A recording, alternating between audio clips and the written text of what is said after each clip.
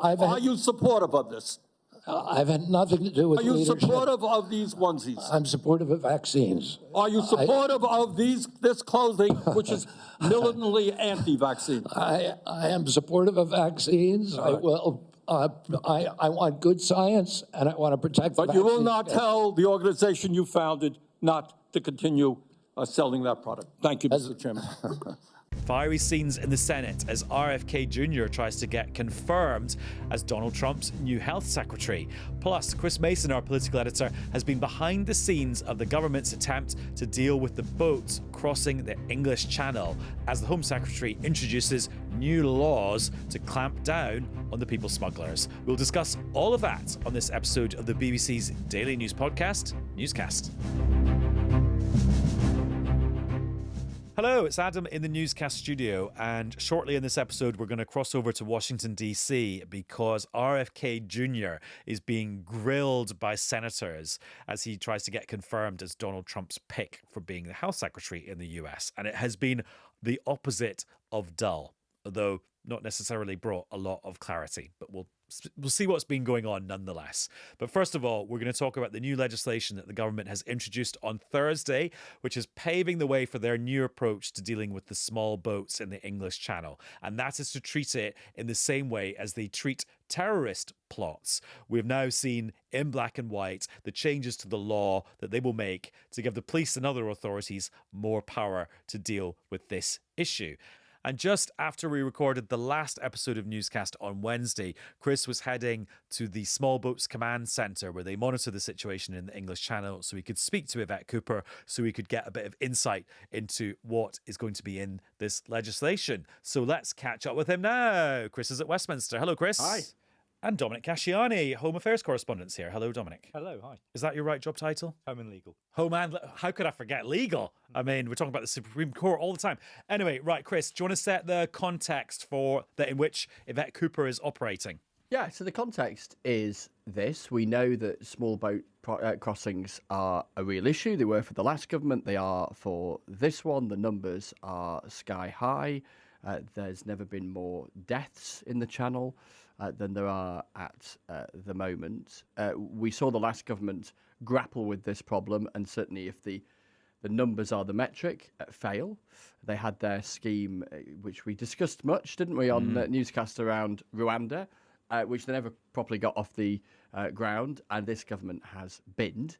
And here is the newish government's legislative, planned new law approach to this issue, the Border Security, Asylum and Immigration Bill. It's had what's known as its first reading in Parliament, which does what it says on the tin. Literally, somebody reads out the title of the bill, and then a date is set for a second reading where you actually get a debate. And they aim to have this new law in law before this year is out. And Dom, so the last government, the slogan there was "Stop the Boats." The new government, the slogan, for want of a better word, is "Smash the Gangs." And the hammer for smashing the gangs is legislation that looks quite a lot like their counter-terrorism powers. Yeah. Where do you want to start? Well, I'd start by saying, in fairness to the government, the PR is on this bill today. But in actual fact, there's an awful lot of stuff going on beyond this bill as well. Almost all of these ideas having come from the police and National Crime Agency and security agencies. So this is just one part, the very, very public part of what's going on. Okay, so the counter-terrorism powers bit. Okay, this needs unpicking because it sounds a bit complicated, doesn't it?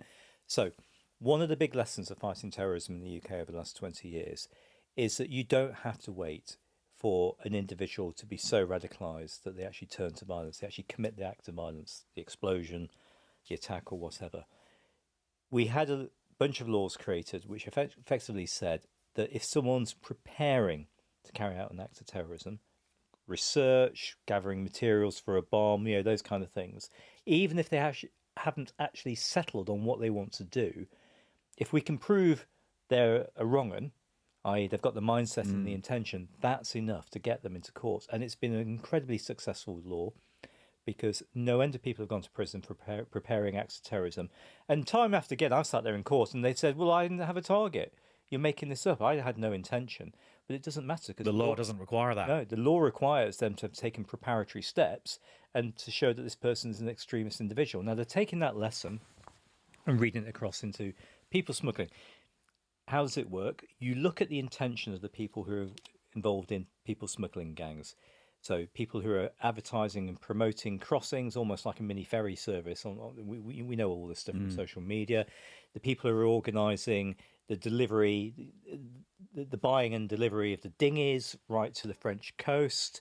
The people who are facilitating illegal work in the UK, the people who are clearly involved in trafficking, identifying women to be trafficked into the sex industry, for example.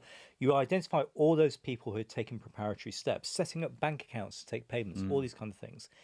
And then you prove that it has to have been for a people smuggling purpose, and that's how you get them.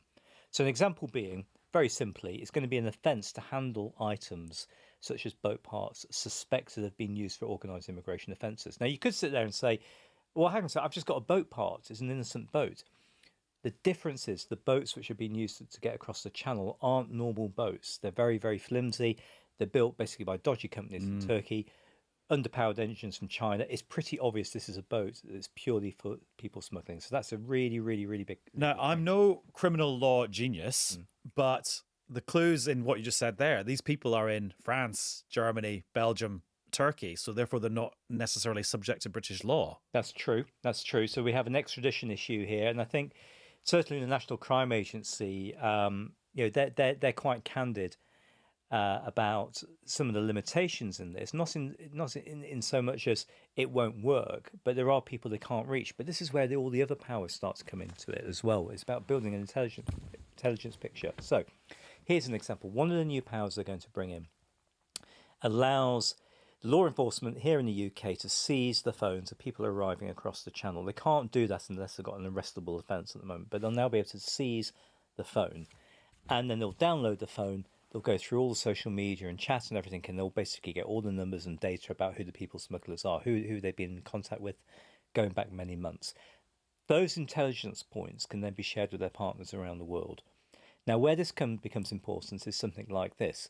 Germany has quite remarkably agreed to change its criminal law at the request of Sir Keir Starmer's government to create a new specific offence which makes it illegal to help someone illegally enter the UK, right? They're going to do this. In the future, you could have a situation where a phone seized at Dover as part of a rescue has a number in it that no one's seen before, and the NCA and its intelligence partners work out that's the number of a man who is running a warehouse in Cologne where they're storing these boats. You say to the Germans, can you go and knock on his door and pick him up? That's how these things join up. Yeah, thank you for joining all the dots. That's very, very helpful. Chris, lots to think about there. You went and interviewed Yvette Cooper on Wednesday evening, actually just after we recorded the previous episode of Newscast. What sort of things did you want to question her about? So I was taken along to one of these command centres that the government has. There's a few of them that look into and gather intelligence and data on crossings. This was an open source centre, so they were happy to have us lot as reporters in, because they're kind of looking at stuff that, if you know where to look, is there in public, as opposed to the more covert security services stuff that wouldn't have journalists and cameras wandering around saying, ooh, Much as we what's might that? like. No, exactly. And the Home Secretary invited us there. Incidentally, we actually recorded the interviews on Wednesday because she, alongside plenty of other senior Labour figures, have been in Hull for the funeral of John Prescott today.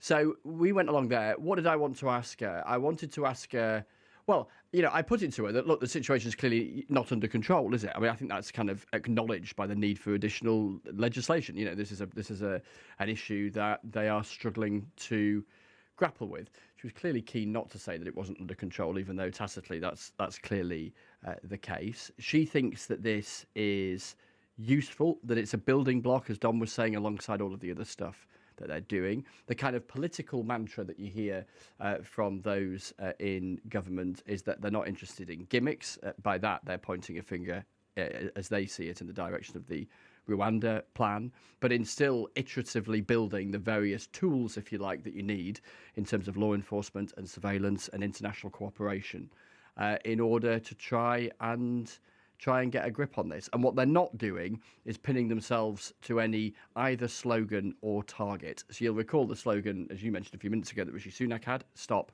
the boats. So the last government's ambition was clear, but it was also clear by the time they lost the election that they had transparently failed in that ambition. This government it says it wants to get the numbers down, and it would love, obviously, to stop the boats entirely, but they're not hooking themselves to a number or a pledge to eradicate this, because clearly, in political terms, that would be a hostage to fortune. And I think as well, it's an acknowledgement, and you hear this when you listen to officials involved in this all the time, that this is incredibly complicated, multi-layered, international, and clearly difficult as well. So I think from the government's perspective, if they can be seen to get this coming down and make a sort of kind of significant change in the numbers, they would regard that as something of a success. There's always one broader, bigger political point, I think, with all of this. Lots of people will have, really strong views about immigration in the round, and small boat crossings in particular. I think why it has a particular political resonance that actually steps beyond the issue itself is that it is a very visible, noticeable,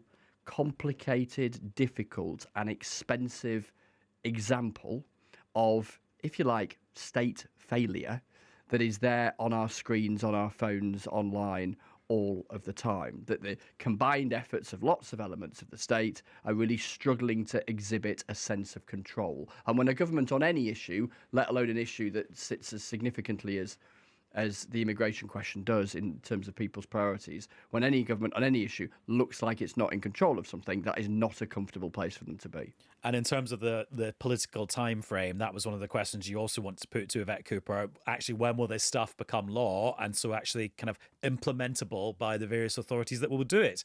Here's how she answered.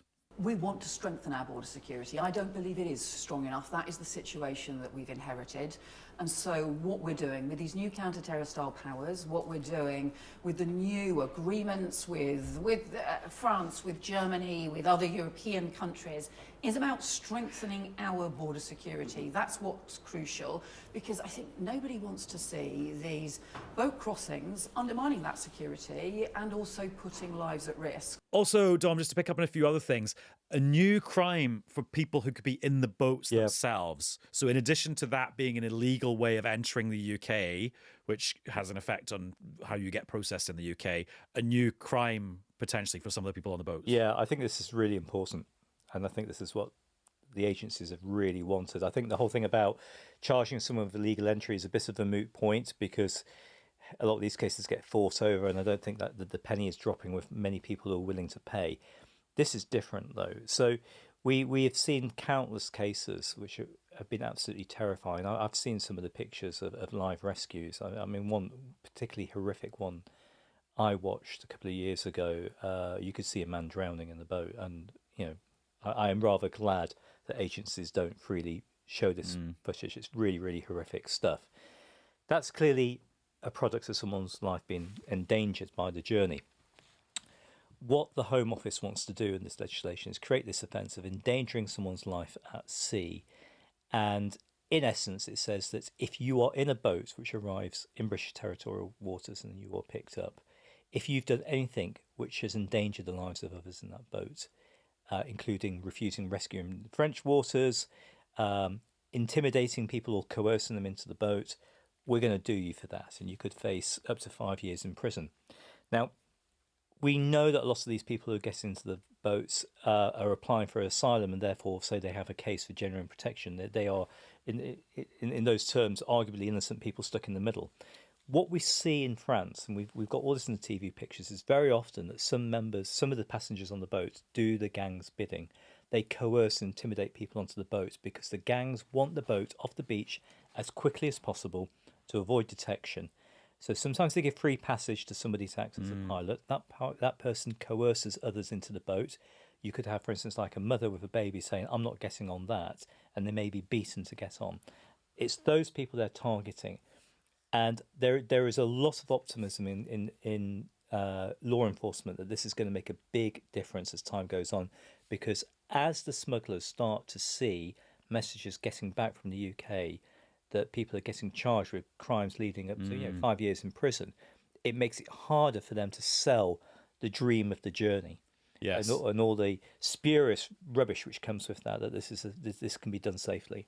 And I suppose, Chris, like if the Rwanda scheme was a deterrent for the people on the boats arriving in the UK to get them to not get on the boats, this is a sort of deterrent for the people running the schemes. I suppose, though, they might be people who are harder to deter. Yeah, I think there's a sort of recognition in government that whilst they are, frankly, dripping with derision about the Rwanda scheme, they think it was a spectacular waste of money. They're also conscious of, well, one, clearly they want to deter people from getting into boats. Secondly, at a political level, I think they're conscious of the vulnerability that opposition parties, not least the Conservatives, as the authors of the Rwanda plan, can say you've taken away a deterrent. Now, transparently, the Rwanda plan failed on its own terms in that the last government, failed to implement it and get it properly up and running. The flip side of that is they can still make an argument now on a hypothetical that maybe it would have done. Maybe it would have had a value, and they claim it was having a deterrent effect already.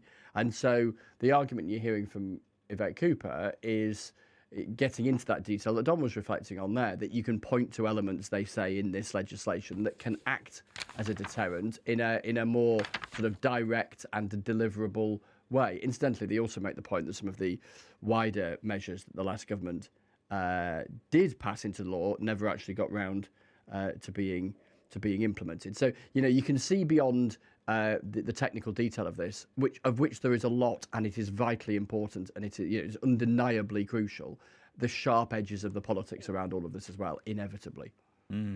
Dom, I'm just thinking back to all the years we've been covering versions of this story, whether it's in the English Channel, whether it was the big surge of migrants from North Africa across the Mediterranean that affected the EU, whether it's the people that were coming up through the Balkans in kind of 2015, whether it was the people do you remember when they used to jump on the Eurostar on the international train line between Paris and London? And I just wonder, we've heard a lot before about sort of crime-fighting fixes. Do you remember when they used to say, oh, if we make it illegal to post something on social media, like an advert saying, call this number, we'll smuggle you into the UK?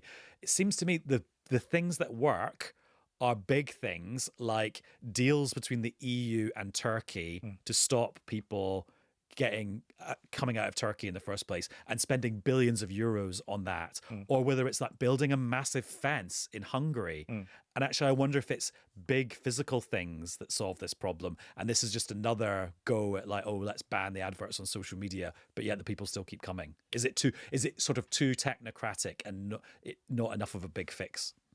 So that's a really good question. Which is presumed, is the presumption that it's a problem that needs to be fixed, which is a point of view, but you know what I mean. So I think from the government's perspective, they would say in answer to that we're still looking for big fixes. I mean, they wouldn't use that language, but as Chris knows, there's a lot of stuff going on behind the scenes. The government's very bullish, for example, about its relationship with Italy. Italy's got, our migration crisis, in inverted commas, is nothing like Italy's. I go to Italy an awful lot. It is everywhere. Clues in the surname. Clues in my surname. It is everywhere in Italy in a way it isn't here. It's a real problem for the Italian state. Okay, so they're looking at these. Can we do deals? Can we learn from other countries? And let's see where Starmer gets to on that. Some of this is, though, genuinely about little fixes. Adele the rubber sniffing dog. Do you know about Adele the rubber sniffing dog? No. So this is a dog. Slightly a bit weird, I know, but this is a dog trained by the NCA to National Crime Agency. Yeah, to detect rubber dinghies in lorries at the Bulgarian border, right? So Adele gets lent out to the Bulgarians. Lorries coming in from Turkey. Adele woofs at the lorry. They open it up and they find it's full of illegal dinghies. So you've got to have basically a sort of broad number of measures.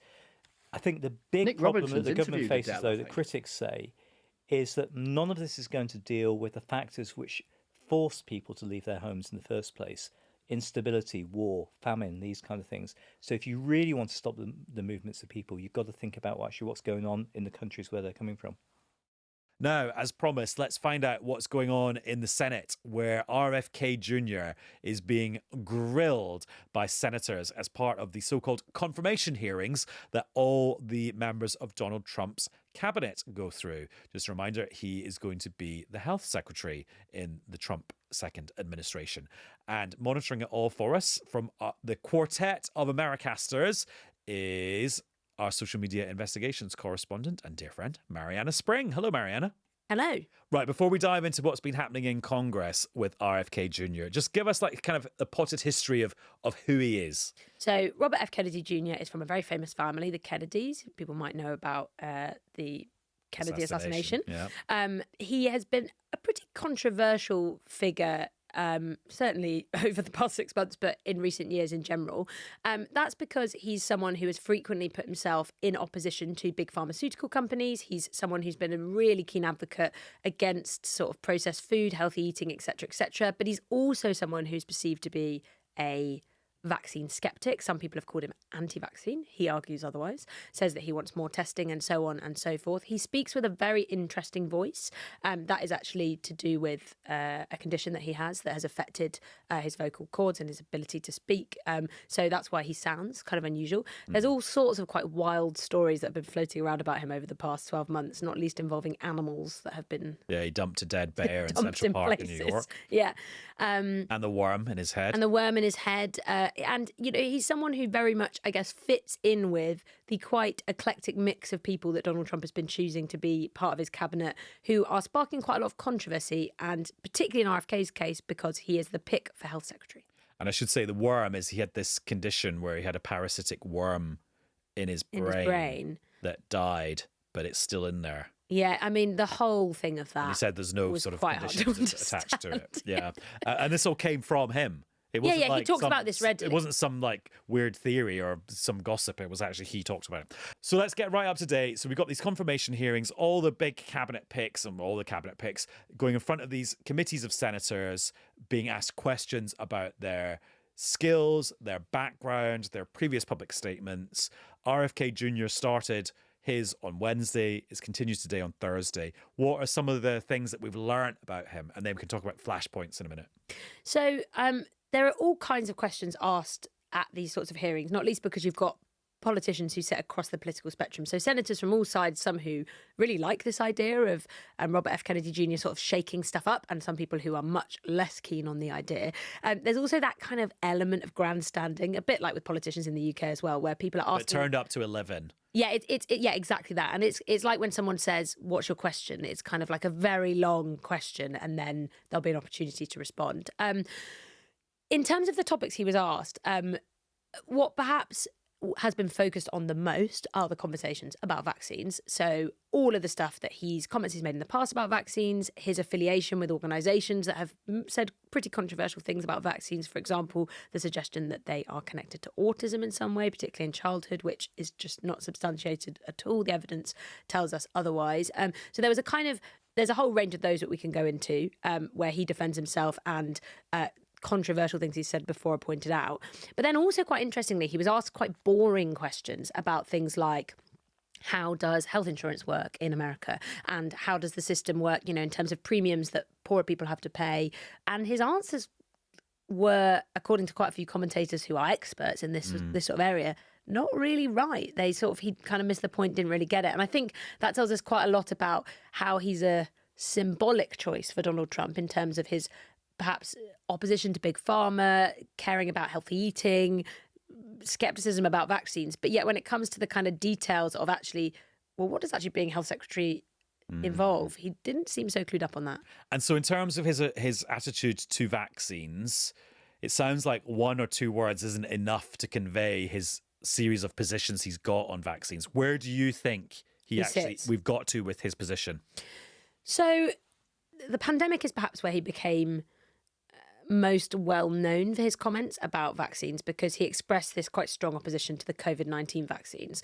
And he popped up on various podcasts talking about his position on vaccines. In one, he spoke about how he says vaccines are, no vaccine is safe and effective. He was then kind of interrupted and the conversation moved on. He argues that he wanted to say for everyone, e.g. this idea that they won't be universally safe and effective. Some people could experience side effects, which we know to be true, but broadly the evidence tells us is a small minority of people. So he would defend himself by saying, this is all a bit nuanced and complex, but some of the things he's said in the past are not necessarily that nuanced and complex. He's actually said pretty categorical things. The Children's Defence League, which is this organisation that he is a founder of, has very kind of strongly expressed its opposition to vaccines, particularly in childhood, and some discredited research about autism and its connection to vaccinations. Again, something that he now says his position is that he's not anti-vaccine, but he wants there to be more scrutiny and he wants there to be better testing. For me, he sits in this really complicated grey area, which is that he's said some things that are controversial. He hasn't gone as far as saying that some of the most extreme things about vaccines. He doesn't hold that position when he's challenged on it. He does say, I support vaccines more generally. And he's become a poster person for the anti-vaccine world. They see him as their kind of biggest advocate, and he never chooses to disavow them. So he never says, I actually think this stuff is not true. It's kind of like, I'm open to looking at everything and seeing where I get to. And it seems to me, having only caught little fragments of these hearings, it's another example of where it's not cleared anything up. It's added more complexity to just like the cloud of stuff around this man. Yeah, and we've been talking on Americast about this idea of like flooding the zone. So this concept of Donald Trump announces loads and loads of things and they kind of flood policies, executive orders, and they kind of flood the space and no one quite knows what to focus on. In some ways, Robert F. Kennedy Jr. is like the human personification of flooding the zone because he's got quite a few different views. So we've spoken about vaccines, and that was the topic that, for example, Bernie Sanders really went into, spoke about. Let's hear a bit of that. So this is Bernie Sanders, Democrat senator, who was many years ago competed against Hillary Clinton to be the Democrat nominee in the presidential election. You have started a group called the Children's Health Defense. You're the originator. Right now, as I understand it, on their website, they are selling what's called onesies. These are little things, clothing for babies.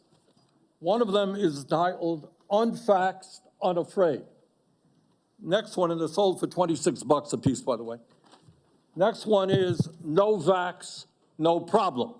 Now, you're coming before this committee and you say you're pro-vaccine. Just want to ask some questions. And yet your organization is making money selling a child's product to parents for $26, which casts fundamental doubt on the usefulness of vaccines. Can you tell us now that you will, now that you are pro-vaccine, that you're going to have your organization take these products off the market? Senator, I have no power over that organization. I'm not part of it. I resigned from the board. Yeah, that was just a few months ago. You founded that. You certainly have power. You can make that call. Are you supportive of this? I've had nothing to do with leadership. Are you supportive of these onesies? I'm supportive of vaccines. Do you know what? That's a couple of minutes of audio that sums up everything you were just saying about this whole situation. It's like, and it's senators choosing things where they can say, look at this baby onesie, and what does this tell us? You've got RFK Jr. kind of trying to defend a pretty flip-floppy position where it doesn't quite make sense, but he can now say, well, this is what I do think. So there was a lot of that kind of thing. That was arguably one of the most punchy of the back and forths. Then there's also the stuff about the origins of COVID-19. And so he was captured in a video that was uncovered by the New York Post newspaper a little while ago, where he basically suggested that COVID had been engineered in a way that it attacked certain races more than others. And he was asked about that by Senator Michael Bennet. So I'm asking you, yes or no, Mr. Kennedy, did you say that COVID-19 was a genetically engineered bioweapon that targets black and white people but spared Ashkenazi Jews and Chinese people? I didn't say it was deliberately targeted. I just quoted an NIH-funded and NIH published study. Did you say that it targets black and white people but spared Ashkenazi Jews? I quoted a study, Your Honor. I quoted an NIH study that showed that I'll take that as a certain yes. races I have to move on, Mr. And when he talks about the NIH, he's talking about the National Institutes for Health, which is a sort of a research agency branch of the US government. Yeah, and I think, he tries to defend himself on the basis of, well, hang on a second, this is, this was a valid thing to be talking about at the time.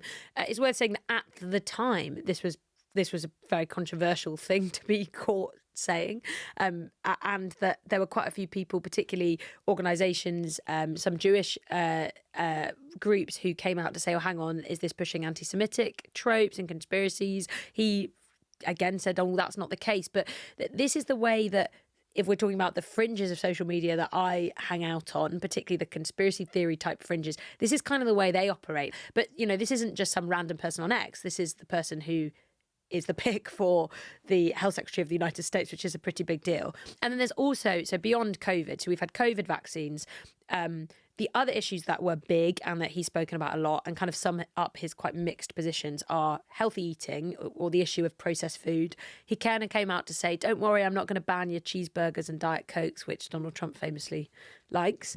But he has really rallied against concerns about the health of the American population, this whole idea of make America healthy again, like make America great again, Donald Trump's slogan.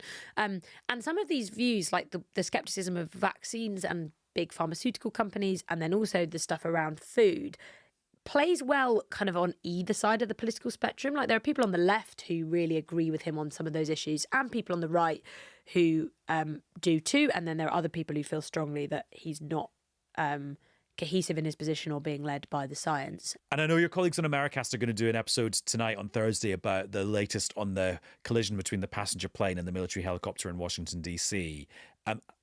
How's that playing out in the Trumpian US now?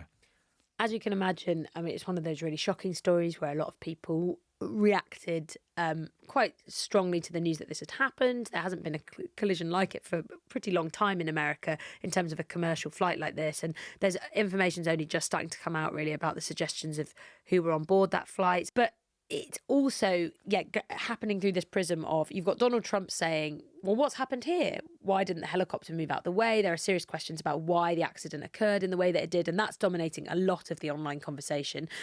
As ever, that also means that there are people coming up with lots of unfounded theories about what's happened and why. It's kind of conspiracy theory catnip because everyone's waiting for answers.